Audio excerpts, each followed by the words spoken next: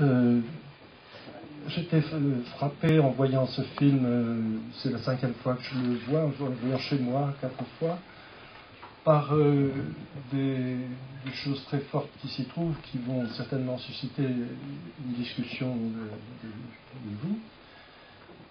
Je pensais d'abord évidemment à l'importance du poème dans ce film, et aussi des rêves, et aussi donc de tout ce qui nous rend proche de l'inconscient.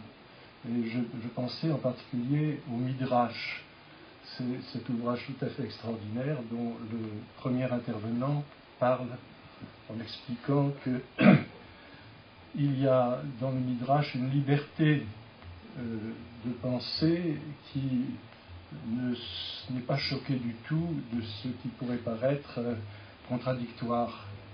Bon, tout ça, je pensais le dire en présentation, mais en revoyant le film en salle à l'instant, c'est tout à fait autre chose qui m'a frappé.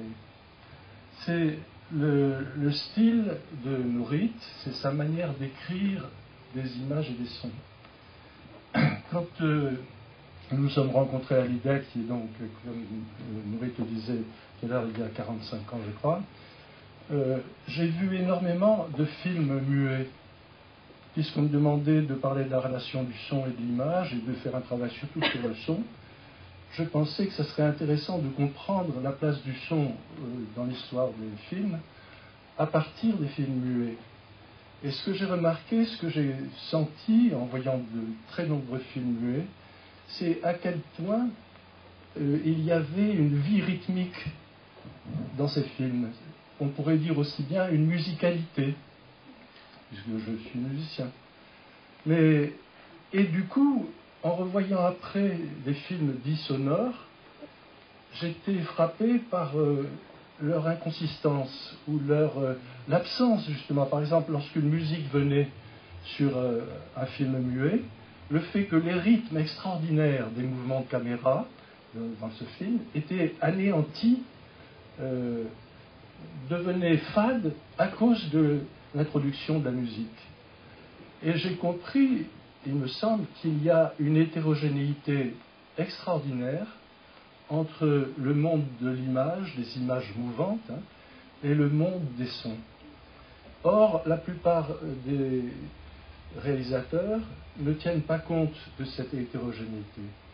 Ils pensent d'emblée que la musique et les sons vont ensemble.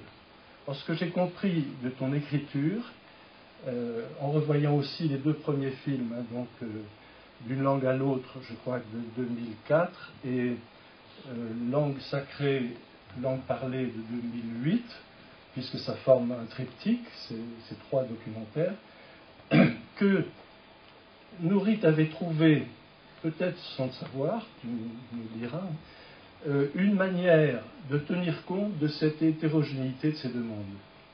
Alors ça se sent, ça se voit, ça s'apprécie quand on est intéressé par ça, dans le fait que la parole retentit dans un espace visuel qui est donné comme fixe, que ce soit lorsqu'on voit la personne parler chez elle, que ce soit lorsque un plan fixe de l'extérieur apparaît, parce qu'il y a un jeu, vous avez vu, très important entre le dedans et le dehors, par le biais des fenêtres, par exemple.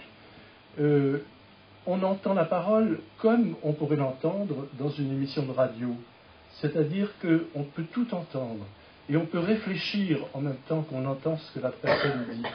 Grâce à cette manière d'arrêter le mouvement des images pour faire retentir une parole dans un espace cinématographique fixe.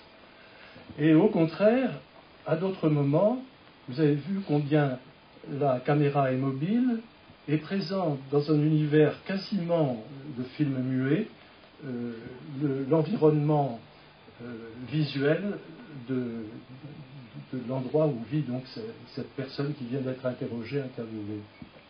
Et je trouve qu'il y a là une manière de faire du cinéma qui est formidable, c'est-à-dire qui accepte cette différence essentielle entre l'image et le son, en les différenciant un peu, pas du tout de la manière de Marguerite Duras, mais Marguerite Duras était sensible à ça. Voilà. Alors maintenant, je voudrais poser une première question à Nourit, justement sur le rythme, qui me semble une qualité essentielle de ce film. Comment as-tu senti cet élément-là dans ta composition des images et des sons, le rythme et aussi le fait que tu instaures dans la plupart du temps un tempo, pour moi, à caractère musical, c'est-à-dire que, en particulier dans tes mouvements de caméra, il y a quelque chose d'une justesse du déroulement du temps qui, pour moi, me donne le même plaisir, la même jouissance que j'ai lorsque je vois un mouvement de caméra dans un film de Mizoguchi.